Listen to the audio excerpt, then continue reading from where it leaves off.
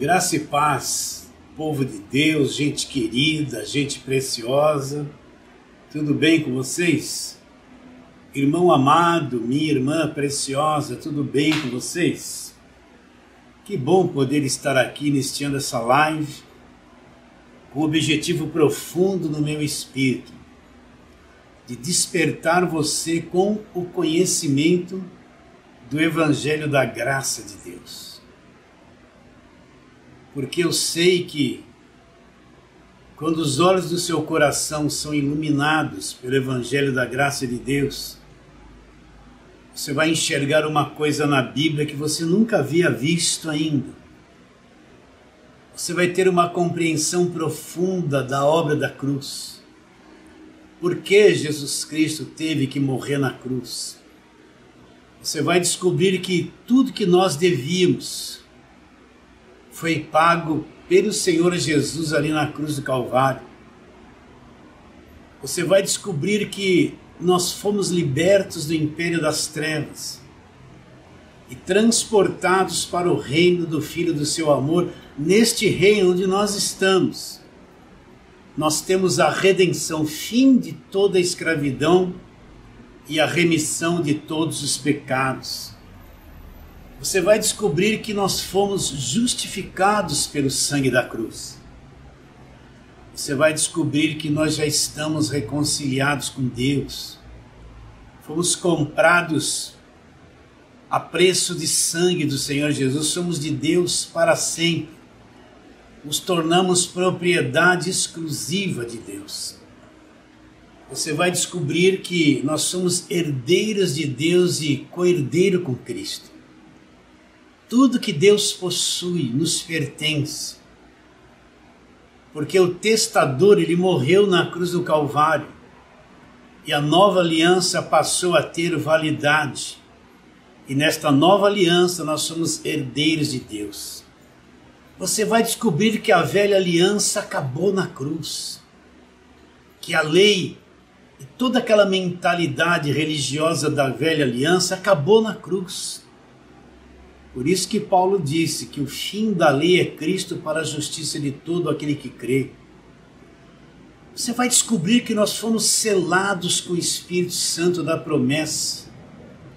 E o Espírito Santo é o selo de Deus, uma garantia de que vai se cumprir na nossa vida tudo aquilo que Deus prometeu. Você vai descobrir Romanos 8:1 que não existe mais salvação, aliás, que não existe mais condenação para aqueles que estão em Cristo Jesus.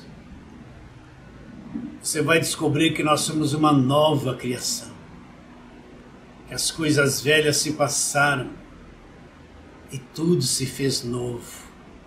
E outras coisas importantíssimas você vai descobrir pelo conhecimento do Evangelho da Graça de Deus.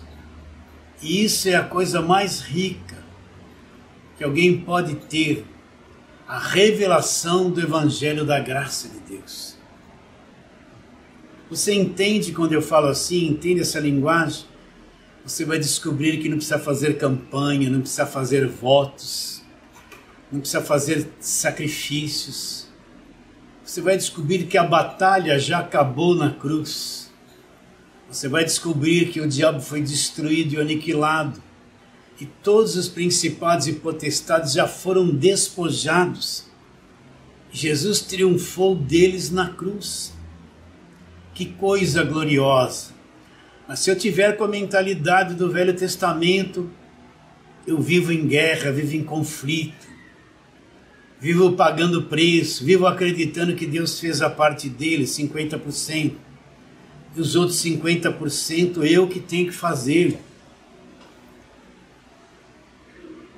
Se os olhos do teu coração não forem iluminados, sinto em dizer, você está preso na velha aliança com a mentalidade cega, não entendendo que na cruz Jesus Cristo disse, está consumado.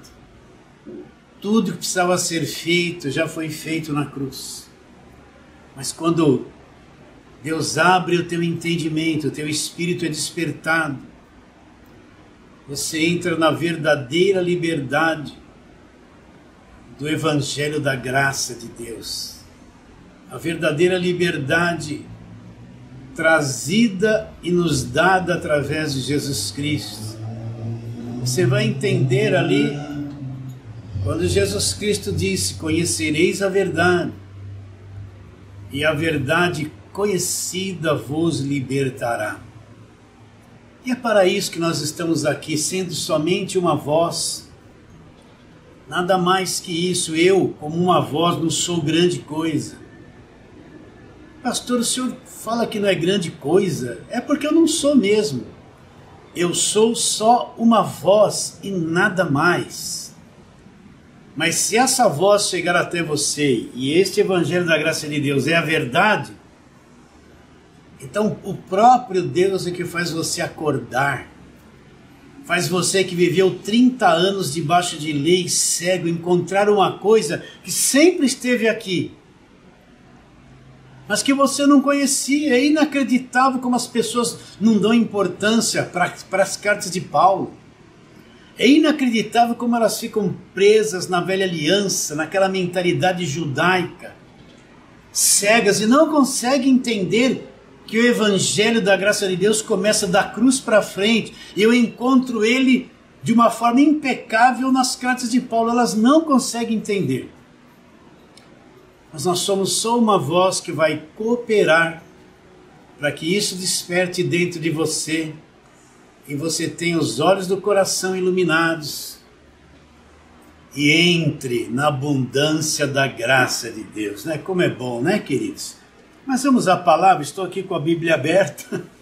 Pastor, de novo não. Gálatas capítulo 3. Oh, eu não consigo sair. Esse Gálatas capítulo 3 é tão rico. Tem tanta informação que eu não consigo sair dele.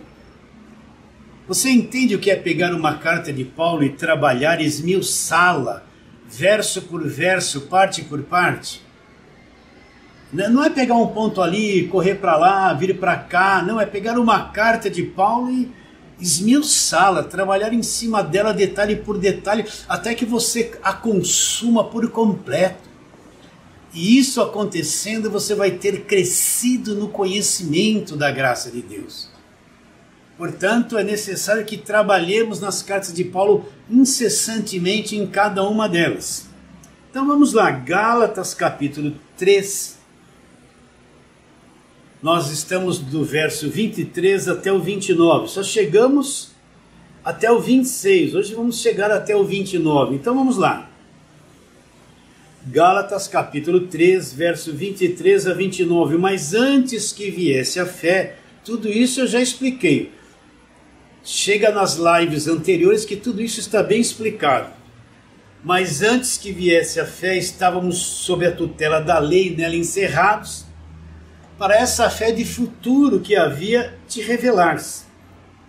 De maneira que a lei nos serviu de condutor, de aio para nos conduzir a Cristo, a fim de que fôssemos justificados por fé. Mas tendo vindo a fé, não estamos mais subordinados e nem permanecemos subordinados ao condutor, que é a lei, que é o aio. Pois todos vós sois filhos de Deus mediante a fé em Jesus Cristo. Esta foi o título da última live. Agora nós vamos trabalhar na live de hoje. Porque todos quantos fostes batizados em Cristo Jesus, de Cristo vos revestistes. Dessarte, não pode haver judeu, nem grego, nem escravo, nem liberto, nem homem, nem mulher. Porque todos vós sois um em Cristo. E se sois de Cristo, sois também descendentes de Abraão e herdeiros segundo a promessa. Então vamos àquela pergunta que você nunca mais vai esquecer, de tanto que você me ouviu repetir. Por que Paulo escreveu esta carta aos Gálatas? Você pode dizer aí, não, pastor, de novo não, sim. Isso define muita coisa. Por que Paulo escreveu esta carta aos Gálatas? O que aconteceu com os Gálatas que levou Paulo a escrever esta carta profunda, gloriosa, que revela riquezas maravilhosas sobre o fim da lei e o início da nova aliança, o fim da velha aliança e o início da nova aliança. Então Paulo foi para as regiões da Galácia, já falei isso, e fundou igrejas lá. E a pergunta é essa que você tem que definir. O que Paulo ensinou nessas igrejas? Que doutrina Paulo estabeleceu ali como ensinamento nas igrejas? Paulo levou eles a fazer campanhas? Não. Nunca Paulo levou ninguém a fazer campanhas. Paulo levou eles a fazer votos, aqueles votos que nem Jacó fez, que nem a Ana lá na velha aliança fez, não. Paulo nunca levou a igreja a fazer votos, porque Paulo sabia que essas coisas acabaram na cruz. Paulo distribuiu alguma coisa orada e ungida. Paulo viveu lá perto de Jerusalém, Paulo viveu na região do Rio Jordão. Paulo alguma vez pegou água, pôs em algum frasco e distribuiu água orada e ungida para aquelas pessoas? Não. Paulo nunca fez isso. Paulo alguma vez ungiu rosa e disse que a rosa ungida iria libertar as pessoas, como as igrejas da mídia fazem? Não. Paulo nunca ensinou essas coisas. Ah, você poderia perguntar, mas Paulo deve ter distribuído frasquinho de óleo ungido, óleo que vem de Israel. Ele estava lá perto de Israel, podia ter muito azeite de Israel. Não. Paulo sabia que isso não era doutrina, Paulo sabia que isso não era evangelho, Paulo nunca fez isso. Ah, mas Paulo não fez a campanha para derrubar a muralha de Jericó? Não. No tempo de Paulo, Jericó era um lugar conquistado, não tinha mais muralhas.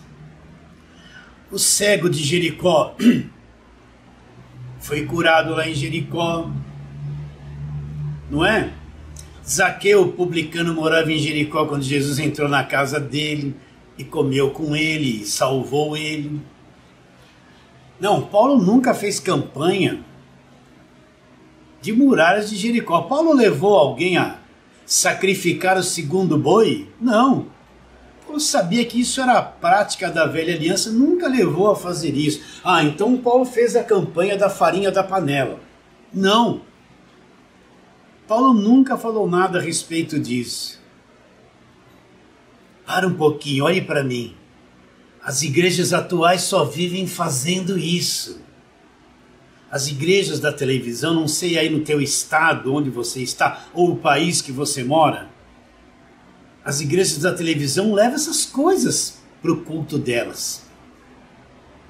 Paulo nunca mandou fazer réplica da arca da velha aliança que acabou na cruz para distribuir na igreja a troco de ofertas, dizendo que era a bênção de Deus para a igreja.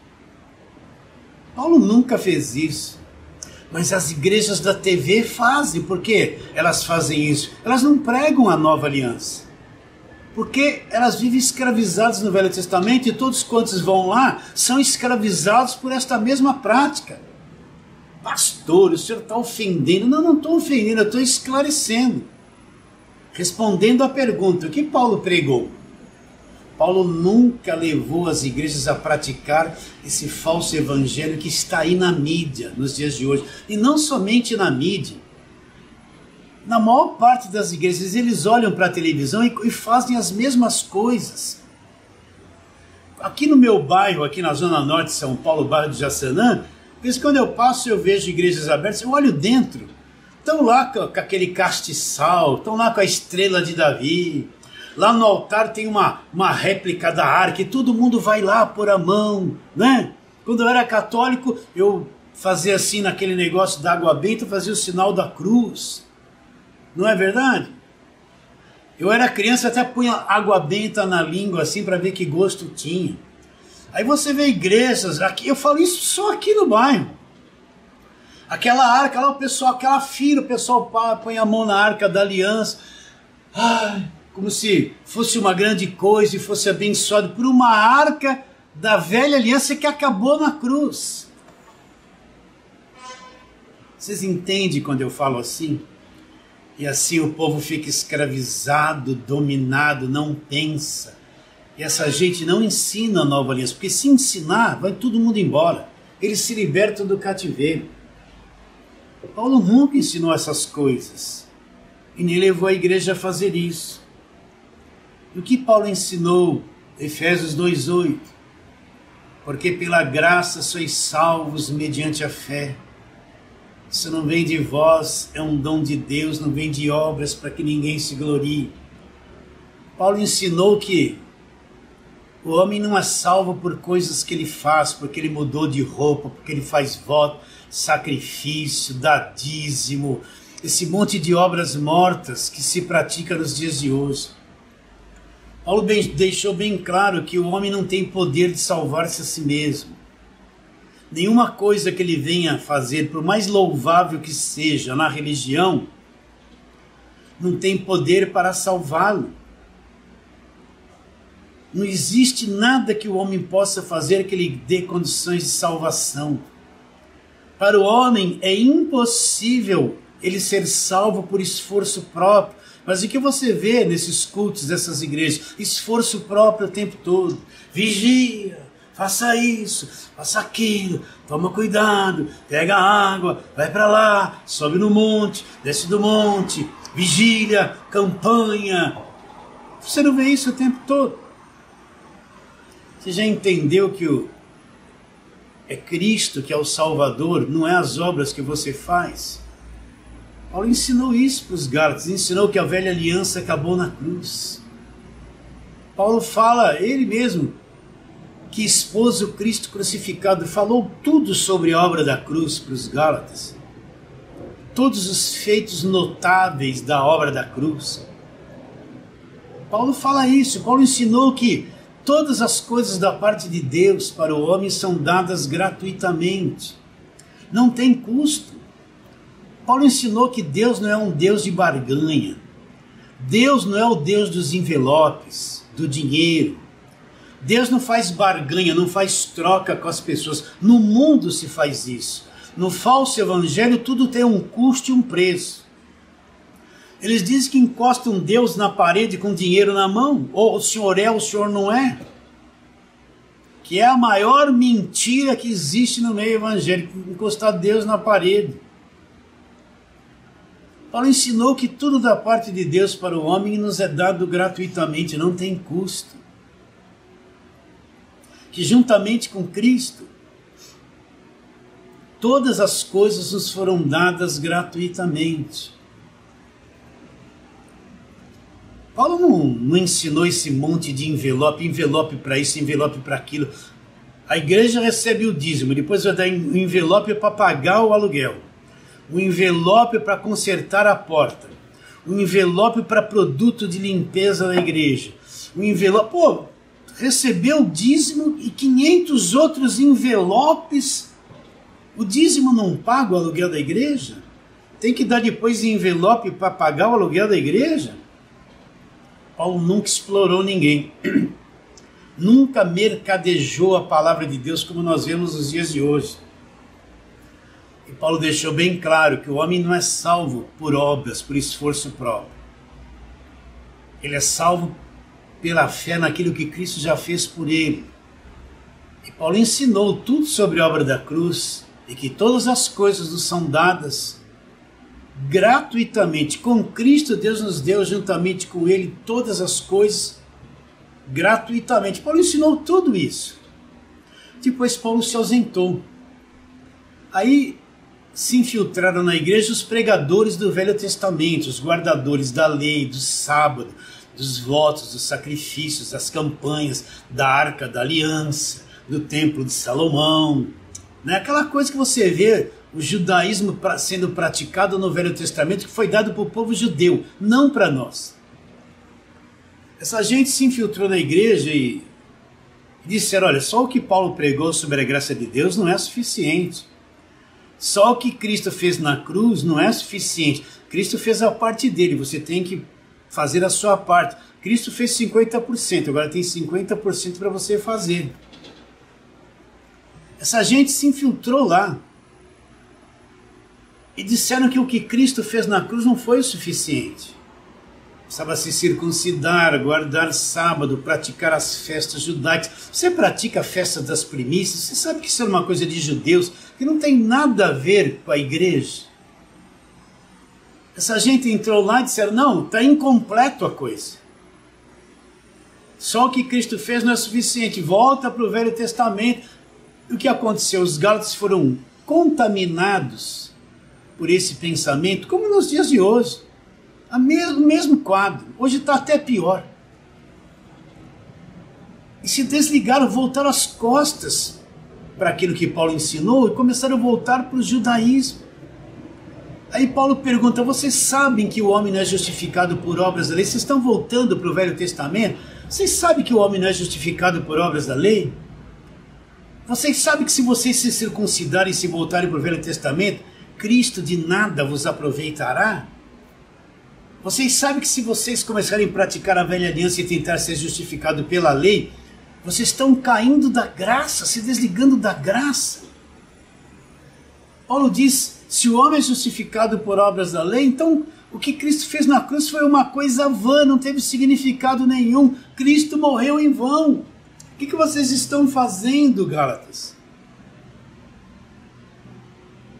E Paulo diz, vou ler de novo o verso 6 do capítulo 1. Admire-me. Quando Paulo fala admire-me, Paulo sente dor no coração, porque ele amava aquelas pessoas. Ele sabia o que tinha ensinado lá, ele viu a alegria dos gálatas recebendo a graça de Deus, com aquela pureza, aquele coração puro, aquela gente tudo nova no Evangelho.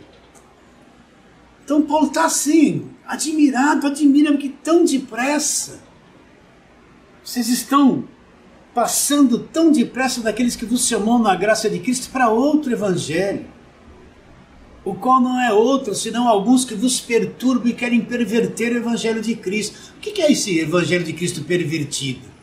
Esse evangelho que você vê na mídia. O evangelho que não é evangelho, só fala do Velho Testamento, explora as pessoas financeiramente, e só prega o Velho Testamento, campanha do Velho Testamento e prática do Velho Testamento. Isso, o que é o evangelho pervertido? É quando eu pego a lei e quero misturar com a graça e quero que a lei se sobressaia sobre a graça de Deus. Você não vê que tem até hoje gente que guarda sábado e fala que é salvo se não guardar sábado perde a salvação? Até hoje. Até hoje tem gente que se circuncida, gente. Coisa de judeu que não tem nada a ver com o evangelho da graça de Deus. Olha o culto dessa gente, é só Velho Testamento. Você vai lá, Velho Testamento. O tempo todo eles estão lá. Então eles querem trazer a velha aliança e ficar acima do evangelho da graça de Deus. Tudo que eles fazem gira em torno do Velho Testamento. Templo de Salomão, Velho Testamento, dízimo, velha aliança, votos, sacrifícios, velha aliança. Isso é o evangelho pervertido. Então Paulo fala de mínimo que estão depressa, vocês estão passando daquele que vos chamou na graça para outro evangelho, o qual não é outro, senão alguns que vos perturbam e querem perverter o evangelho de Cristo. Então quem são os perturbadores? Os pregadores do Velho Testamento, o tempo todo. No Velho Testamento você tem medo. Se você não praticar as obras, é como se Deus não gostasse mais de você, você está devendo. No Velho Testamento você é salvo por esforço. De onde vem essa mentalidade de batalha espiritual? Da velha aliança. No Velho Testamento você não tem certeza de salvação, porque lá tudo era por obras. A velha aliança, todo crente que está em igreja de Velho Testamento, ele vive perturbado. Tudo é uma ameaça, tudo é um medo, tudo é o diabo, tudo é uma batalha, tudo é um conflito, tudo ele está devendo. Ele não tem nem certeza se é salvo. Está perturbado, pode ver. Se ele vive nesses lugares, só fala em batalha espiritual, tudo, porque o demônio reina lá. Lá quem manda é o demônio. Eles falam mais no demônio do que no poder de Jesus Cristo. Para eles o diabo é aquele cara musculoso que fez bastante ginástica, ele tem uma tatuagem de um garfo aqui, ó, fortão. E aí está lá tirando um braço de ferro com Jesus Cristo dos quadros. Jesus Cristo é aquele cara branco, de olhos azuis, uma mãozinha delicada, né? Ele está lá assim, o diabo fortão, musculoso, Jesus com o braço fininho. E você olha para Jesus, ele está suando assim, ó, com uma cara de assustado, e o diabo está com um charuto na boca, dando aquela risada com um bração tatuado, um garfo aqui. E parece que Jesus vai perder. Você entende o que eu estou dizendo? Isso é só uma ilustração. Na mente deles é isso. Jesus é um cara fraco, tem 50% do poder e o diabo tem outros 50% do poder. Então, um conflito de poderes com a mesma força. Eles não entendem que Jesus está sentado nas regiões celestiais, acima de todo poder, domínio, de todo nome que se possa referir, não só naquele século, mas nos séculos vindouros. Eles não entendem que todas as coisas estão postas debaixo dos pés de Jesus, ele é o cabeça sobre todas as coisas. Eles não entendem que o diabo foi destruído na cruz e que todos os principados e potestades já foram despojados. Acabou na cruz, Jesus triunfou sobre todos eles. E nos libertou. Eles não entendem que nós somos libertos do império das trevas. E transportados, Colossenses 1, 13 e 14. Então quem está na igreja desses perturbadores são perturbados. E eles trabalham na perturbação. Eles sabem quanto mais medo, mais ameaça, mais domínio eles vão ter sobre a cabeça das pessoas. Eles sabem que quanto mais eles falarem, olha, se você não der o dízimo, vai para o inferno, vai perder a salvação. Eles vão ficar tão bitolados com isso, que vão acreditar que vão perder a salvação. E assim eles exploram as pessoas, tudo que elas têm. Se você pegou o envelope e não deu, o devorador vai vir na sua casa. E isso aí é o evangelho da perturbação. Então Paulo diz, tão depressa vocês deixaram aqueles que vos chamou na graça de Cristo para outro evangelho. E Paulo fala, mas ainda que nós, o mesmo anjo vindo do céu, vos pregue evangelho que vai além do que temos pregado. Qual a nossa posição? Seja anátema, seja amaldiçoado. Olha como Paulo foi rígido nessa expressão, ele foi sério. Se vier alguém pregando coisa além do que Paulo havia ensinado, era para ser anátema. Ó, tá aqui na Bíblia, eu não estou inventando. Paulo era um guardião do evangelho, um escudo para que o evangelho não fosse pervertido. Ele foi até o fim da sua vida trabalhando para que esse evangelho não fosse pervertido. Ele deixou 14 cartas para que nós saibamos como a coisa foi e como é que tem que ser. E depois Paulo escreve toda essa carta ensinando o erro que eles cometeram. O caminho errado que eles estavam trilhando. Eles se afastaram da graça. Estavam se voltando para a lei, para o jugo da escravidão. E nós fomos trabalhando nesse gasto esse tempo todo. E hoje nós vamos falar do verso 27 em diante, onde Paulo diz, porque todos quantos fostes batizados em Cristo, de Cristo vos revestistes. E isso não há acepção de pessoas. Ele diz, não pode haver grego, não é uma questão de nacionalidade, não é uma questão de ser homem ou ser mulher, porque todos nós somos um em Cristo Jesus. E se nós somos de Cristo, nós somos descendentes de Abraão e herdeiros segundo a promessa. Mas o que é ser batizado em Cristo? Olha que Paulo sabe o que está falando. O que é ser batizado em Cristo? O que é ser revestido de Cristo? Será que ser batizado em Cristo é alguém ser mergulhado na água? Será que é isso, é ser batizado em Cristo? Esse batismo começou lá com João Batista. João Batista é considerado alguém da lei ainda. A lei e os profetas vigoraram até João Batista. De João Batista para frente que vem esse negócio de mergulhar as pessoas na água.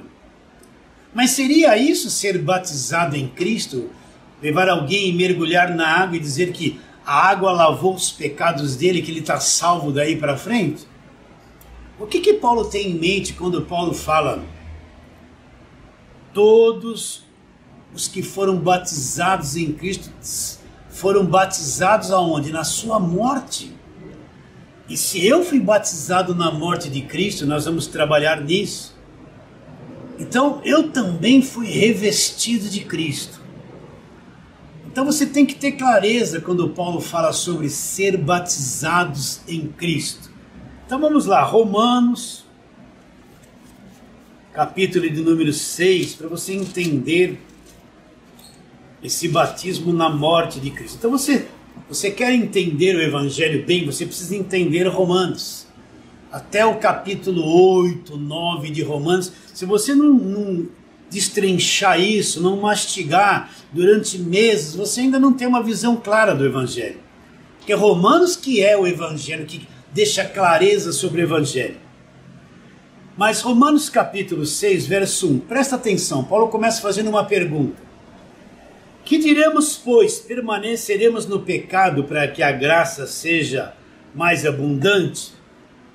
Ouça e entenda esse verso 2, ele responde, de modo nenhum, como eu vou viver no pecado, nós o que para ele morremos? O que Paulo está dizendo? Que nós morremos para o pecado. Você entende que você morreu para o pecado? Quando uma pessoa morre para o nosso mundo, ela se desliga daqui totalmente. As leis do país não têm mais influência sobre ela.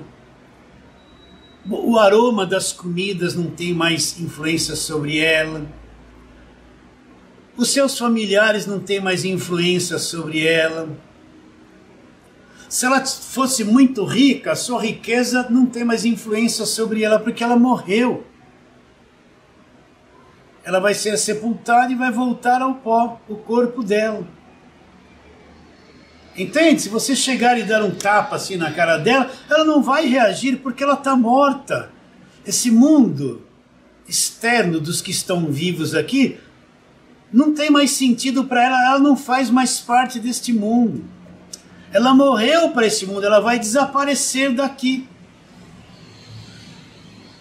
Isso é fácil de entender. Sim ou não? Né? Deixa eu brincar com você aqui, para você dar risada aí. Né?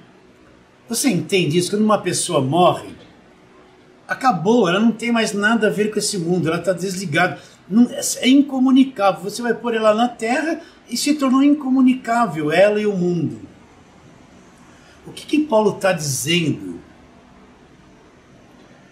Como viveremos no pecado nós o que para ele morremos? Então nós morremos para o pecado. Nós não somos mais pecadores. Esta coisa chamada pecado, Cristo liquidou ela na cruz. Nós não somos mais pecadores, nós estamos presos num corpo de carne que tem nele a lei do pecado, mas nós não somos mais pecadores porque nós morremos para o pecado, não temos mais nada a ver uma coisa com outra. Será que você entende isso? Deus não pode mais te acusar em pecado, por quê? Porque você morreu para o pecado. Suponhamos que esta mulher devesse 500 mil reais, essa pessoa que morreu, sendo homem ou mulher, ela devesse 500 mil reais, ela está lá no caixão, aí o banco vem cobrar, o banco não pode mais cobrar nada dela, por quê? Porque ela morreu para esse mundo, não tem mais como ela pagar. Ela não deve mais nada, porque ela morreu para a dívida, e o credor não tem como cobrar mais nada dela, porque ela não existe mais. Então, isso é difícil de entender, mas é verdade, nós morremos para o pecado. O pecado não tem mais domínio sobre nós não somos mais pecadores. O pecado não pode cobrar mais nada de nós, porque nós morremos para ele. É incomunicável, você entende? Ah, pastor, mas a minha carne, mas você continua sendo preso num corpo de carne, escravizado pela lei do pecado e da morte. Mas esse não é mais você. Então nós morremos para a condenação, nós morremos para a lei, morremos para toda. Quando Deus olha para nós, Ele nos vê o homem interior, que não é mais pecador, que é a nova criação, que é o verdadeiro Filho de Deus, mas ainda está escravizado num corpo, um corpo que é chamado de corpo morto. Para Deus esse corpo está morto, Deus não leva mais em consideração o que esse corpo produz. Ele pode trazer consequência para nós, mas para Deus, Deus não leva mais em consideração. Olha lá, Romanos capítulo 8, verso 10. Se, porém, Cristo está em vós, o corpo, na verdade, está morto por causa do pecado, mas o espírito é vida, o homem interior é vida por causa da justiça. Então, para Deus, este corpo está morto, não serve mais para nada. Ele vai produzir um monte de coisa errada, mas Deus não leva mais isso em consideração, porque este corpo, para Deus, está morto, como um defunto no caixão, não presta mais para nada, e Deus não vai levar o que ele produz em consideração. Cabe a nós, pelo Espírito, dominá-lo. Mas nós estamos mortos para o pecado. Mas não é isso que vamos falar. Continua a leitura. Aí Paulo vai explicar o que aconteceu. Olha, estamos falando sobre o batismo em Cristo e revestidos de Cristo. Verso 3. Ou porventura ignorais que todos os que fomos batizados em Cristo, o que Paulo diz lá em Gálatas? Todos quantos fostes batizados em Cristo, de Cristo vos revestistes. Então Paulo não está falando de batismo em água, que não serve para nada, que não tira e nem lava pecado. É só um mergulho e nada mais. Paulo está dizendo de um batismo muito superior, que eu tenho que entender. Ou porventura ignorais que todos quantos fostes batizados em Cristo, fomos batizados na morte dele. Onde que foi feito o batismo? Na morte. Fomos, pois, sepultados com ele na morte pelo batismo, para que, como Cristo foi ressuscitado dentre os mortos pela glória do Pai, agora eu vou andar em nova vida, em novidade de vida. Então o que é o batismo que Paulo fala em Gálatas 3? Em Cristo, é o batismo na morte. Então deixa eu te explicar isso com calma. Quando Adão pecou, a raça humana não existia ainda. Existia não. Deus havia os abençoado e dito a eles: sede fecundos, crescei, multiplicai-vos e enchei toda a terra. Eles pecaram, eles morreram. Deus havia dito que eles iriam morrer. Eles morreram, mas continuaram vivos. Morreram lá no espírito. E se tornaram um casal estragado, pecadores, destruídos, destituídos da glória de Deus. Aquela imagem e semelhança de Deus foi destruída, porque eles morreram no espírito. A imagem e semelhança de Deus não era o corpo físico deles. A imagem e semelhança de Deus era o espírito deles, e ali eles morreram. Apagou-se o espírito neles. O mundo emocional deles foram destruídos, e esse corpo se tornou esse corpo da morte, programado para fazer coisa errada. É um corpo resultado da morte, é o corpo da morte. A raça humana não existia ainda, mas Deus não tirou de sobre eles a bênção da multiplicação. Então eles coabitaram, geraram filhos e filhas e preencheram toda a terra com seus filhos e filhas no decorrer dos séculos. E todos os filhos e filhas que vieram deles nasceram estragados como eles. Nasceram pecadores, pervertidos como eles. Você entende? Você também veio dali. Por que você tem esse corpo estragado? Esse corpo que quer se prostituir, que quer adulterar, que quer cobiçar, que tem promiscuidade, que tem ira, que tem ódio, que tem raiva, que fica nervoso, que briga, que odeia, cheio de paixões contra as coisas de Deus, que não deixa você fazer o que Deus quer que você faça. Isso aí veio de Adão. Veio de Adão. Então, o primeiro casal pecou. Romanos 5,12 fala o quê? Por um homem entrou o pecado no mundo, e pelo pecado entrou uma segunda coisa, a morte. A morte passou a todos os homens porque todos pecaram. Então por Adão entrou essa coisa. Veja bem, se ela entrou no mundo é porque ela já existia fora do mundo. Você tem que entender isso. Ela não veio existir só aqui. Se o pecado entrou no mundo e a morte também entrou, porque antes do mundo aconteceu alguma coisa, um dia nós vamos falar sobre isso, que passou a existir o pecado e a morte. Então, quando Adão pecou, o pecado e a morte entraram no mundo, contaminaram toda a raça humana. Todos os filhos que vieram de Adão e Eva nasceram contaminados, herdaram o vírus deles. Todos nasceram estragados, pecadores. Aí Deus traz a lei para mostrar o estado de pecaminosidade que eles viviam, mas não para tirá-los dessa condição.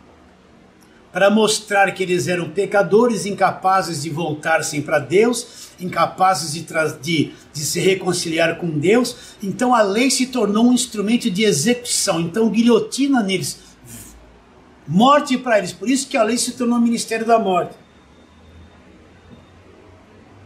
Então não tinha ninguém que pudesse tirar a raça humana dessa escravidão.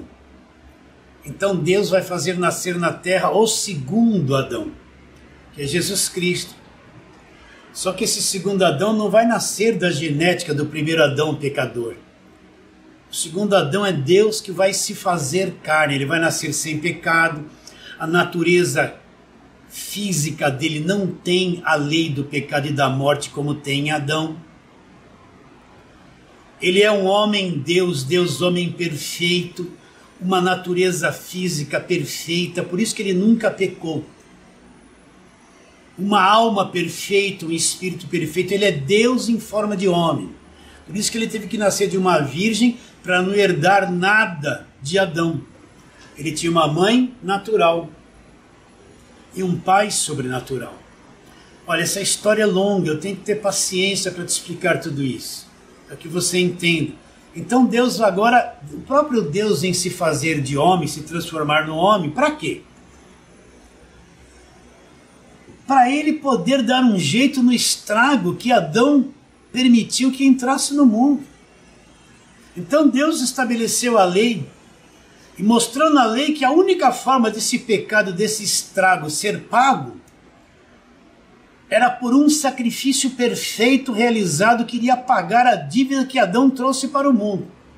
Como não tinha sequer o próprio Deus se transforma no homem, ele vem e ele se torna o cordeiro perfeito. Ele substitui todos aqueles cordeiros e animais que eram sacrificados por causa do pecado na velha aliança. Que agora o cordeiro de Deus que tira o pecado do mundo é perfeito e ele vai pôr um fim na cruz em tudo aquilo que entrou por Adão. Um pecou, todos se tornaram pecadores. O que Deus vai fazer? Agora já tem muitos, milhares e milhares de pecadores na terra. O que Deus vai fazer?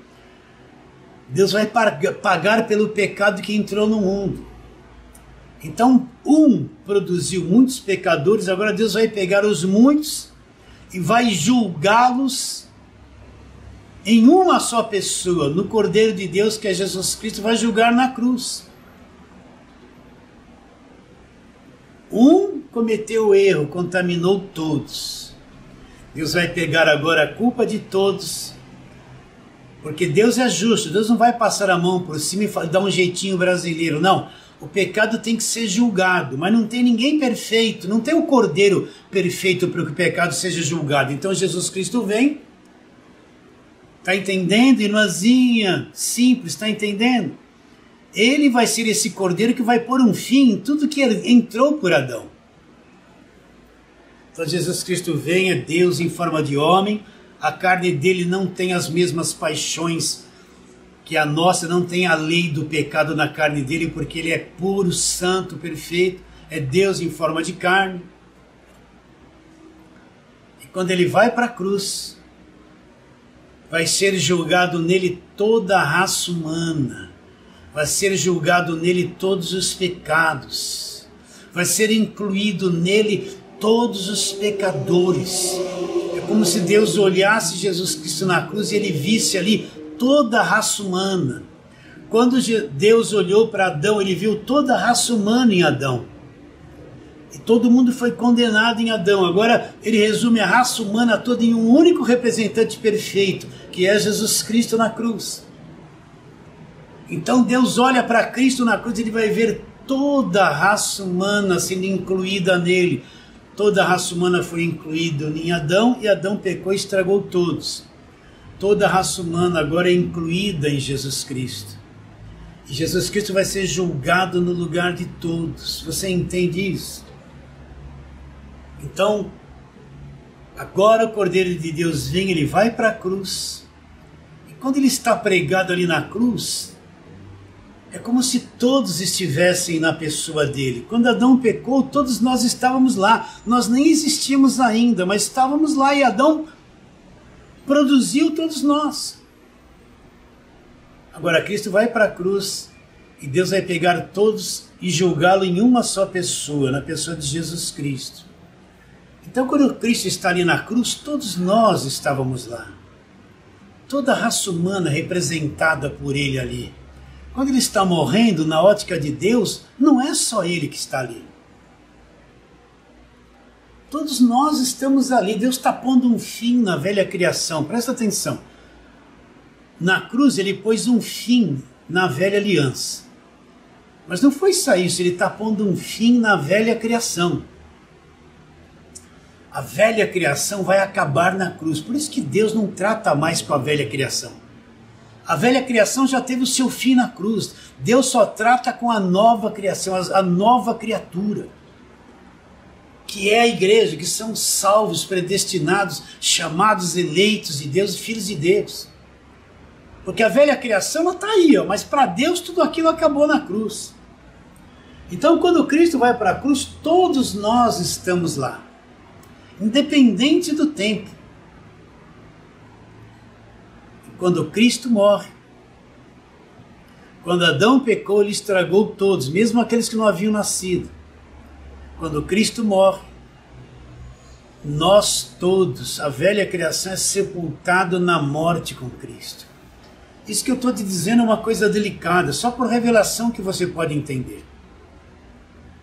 Não é questão de ser mergulhado em água, isso é muito fraco, muito insignificante perto do verdadeiro batismo, que é o batismo na morte de Cristo. Então quando Cristo está na cruz,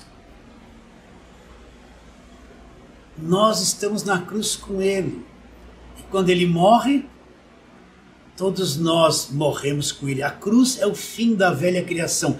Deus não lida mais com a velha criação. Deus só trata e se relaciona com a nova criação, que é a igreja, que somos nós.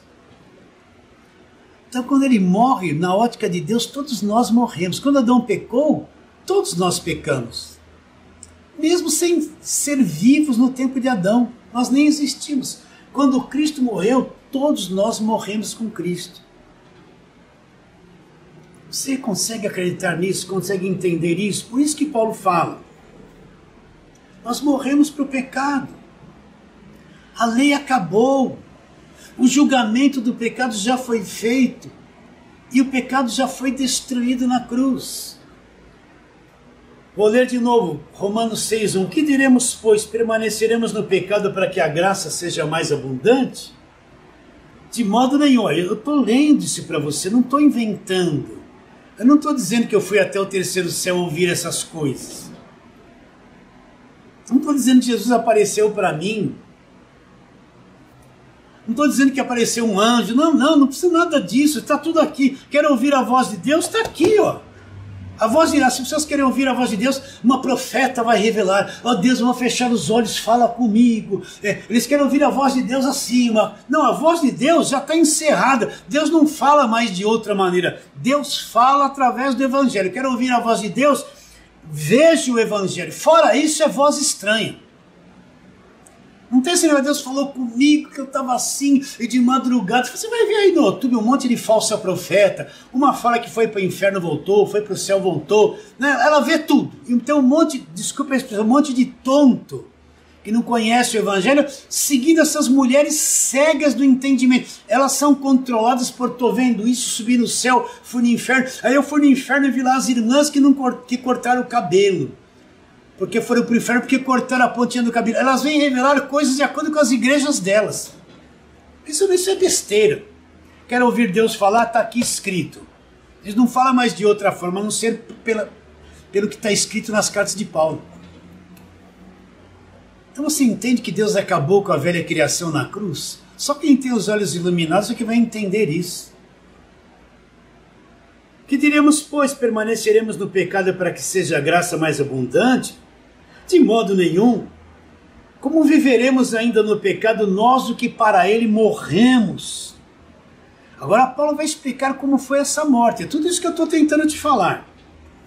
Ou porventura ignorais que todos os que fomos batizados em Cristo fomos batizados aonde? Na sua morte. Esse batismo é a inclusão na morte de Cristo na cruz. Significa que todos nós fomos mortos com Cristo na cruz. Adão pecou, condenou a todos. Cristo morreu, matou todos na cruz. Olha como ele explica no verso 4. Fomos, pois, sepultados com ele na morte. Está entendendo isso? Eu não fui sepultado numa água, numa piscina, água corrente, esse monte de besteira, para lavar os meus pecados. A água não lava pecado nenhum. O que tirou o pecado foi Cristo. O batismo não tira pecado nenhum. O que tirou os pecados foi a morte de Cristo na cruz. Fomos, pois, sepultados com ele na morte pelo batismo, para que como Cristo ressuscitou dos mortos, aí surge a nova criação. A ressurreição dos mortos é a nova criação, a criação que Deus trata com ela agora. Para que como Cristo foi ressuscitado dos mortos pela glória do Pai, assim andemos nós agora, em novidade de vida. Então, quando Cristo está morrendo ali, todos nós estamos sendo sepultados na morte dele. Você entende? Então, Cristo é o segundo Adão. O primeiro Adão trouxe mal. O segundo Adão vai destruir o mal, destruir a velha criação na cruz. Na sua ressurreição surge a nova criação que Deus trata com ela agora, que são os salvos, são os eleitos.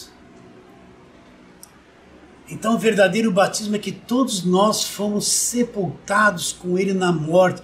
O nosso velho homem acabou na cruz. Foi sepultado na morte do Senhor Jesus Cristo na cruz do Calvário.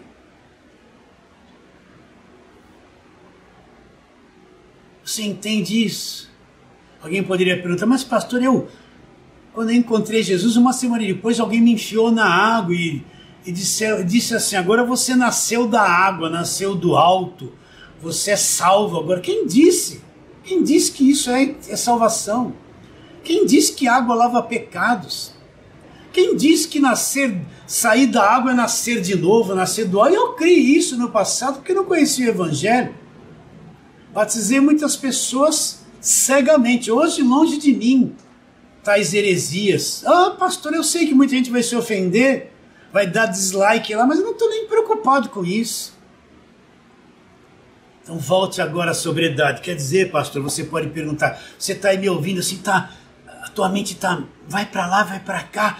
Aí a velha compreensão do passado da lei vem, não, mas o batismo, meu pastor falou, não, mas o batismo, você está meio em conflito aí, né, eu sei meio sem entender. Olha a mente escravizada como rejeita a verdade. Eu já passei por isso, eu sei que você está sentindo. Quando Cristo está ali na cruz, ele vai morrer, todos nós estamos incluídos ali. Assim como Adão pecou, nós estávamos incluídos em Adão, nascemos séculos depois no pecado. Deus pôs o fim do pecado na cruz e em toda a raça humana foi desfeita. A velha criação acabou na cruz. Quando Cristo morre, todos nós morremos juntamente com ele. Nós somos incluídos na morte dele. Olha que Paulo fala, ou porventura ignorais que todos os que fomos batizados em Cristo, fomos batizados na sua morte. Esse é o verdadeiro batismo. Quando Paulo fala em Gálatas 3, todos quantos foram batizados em Cristo, de Cristo vocês foram revestidos. Que batismo Paulo está dizendo? Esse aqui. Fomos batizados na sua morte. Fomos, pois, sepultados com ele na morte pelo batismo, para que como Cristo foi ressuscitado pela glória do Pai, nós também fomos ressuscitados juntamente com ele. A nova criação surge na ressurreição, por isso que aqueles que estão em Cristo são uma nova criação. As coisas velhas se passaram e tudo se fez novo. Será que você entende isso, minha irmã, meu irmão? Eu não vou conseguir chegar a falar sobre ser revestido de Cristo. Na live que vem nós vamos dar continuidade. Mas você entende, olha, eu tenho um anseio que você entenda isso. Durante 20 anos da minha vida eu não entendia isso. Eu li e não entendia nada. Recapitulando, quando Paulo fala que quem foi batizado em Cristo foi revestido de Cristo, que batismo é esse?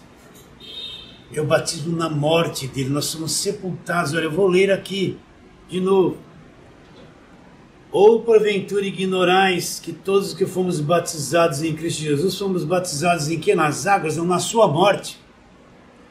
Fomos, pois, sepultados com ele na morte pelo batismo, agora vem a nova vida. Para que, como Cristo foi ressuscitado dentre os mortos pela glória do Pai, assim também andemos nós numa nova vida. Porque se fomos unidos com ele na semelhança da sua morte, certamente seremos também na semelhança da sua ressurreição. Olha o verso 6, sabendo isso, você tem que saber, sabendo isso o quê? Que foi crucificado com ele o nosso velho homem. Então tudo que nós herdamos de Adão, presta atenção. O que é o velho homem que Paulo fala? Toda a herança que recebemos de Adão. Esse que é o velho homem, é o homem velho, o homem do pecado, o homem carnal. Então tudo que veio de Adão acabou na cruz, você tem que crer nisso. A velha aliança acabou na cruz, tudo que veio de Adão acabou na cruz. Ele diz, Romanos 6,6, a base do que nós estamos falando. Sabendo isso, que foi crucificado com ele o nosso velho homem, para que o corpo do pecado fosse destruído, e não servamos mais ao pecado como escravos, porquanto quem morreu está justificado do pecado.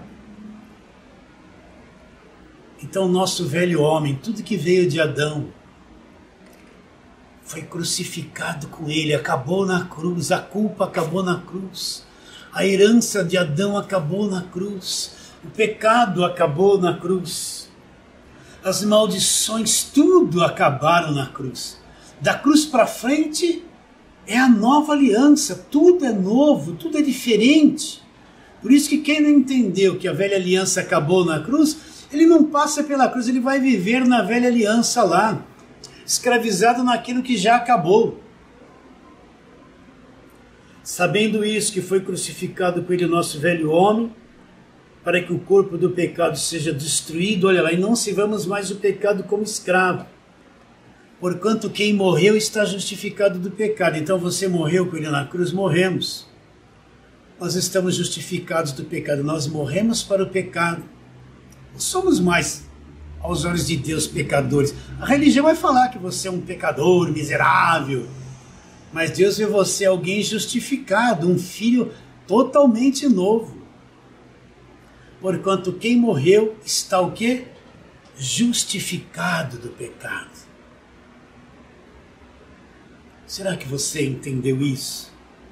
Quando você ouvir e assistir esse vídeo, eu quero pedir uma coisa para você. Lá nos comentários, fala se você entendeu isso para mim. É muito importante a tua opinião. Fala lá, pastor, eu quase não entendi, pastor, tá difícil, pastor, agora eu entendi. Me dá lá algumas respostas para mim, ver se eu consigo trabalhar muito mais nesse assunto daqui para frente, para que você tenha bastante clareza, tá bom? Vamos ficando por aqui, eu quero declarar que eu vos amo muito, tenho um grande interesse na tua vida. O interesse é que você entenda cada vez mais o Evangelho da graça de Deus. Eu pude chegar até você hoje. Eu sei que você vai ouvir essa voz. Você vai tocar nessas verdades com o teu espírito. E minha expectativa é que você tenha cada vez mais os olhos do teu coração iluminados. Vamos ficando por aqui.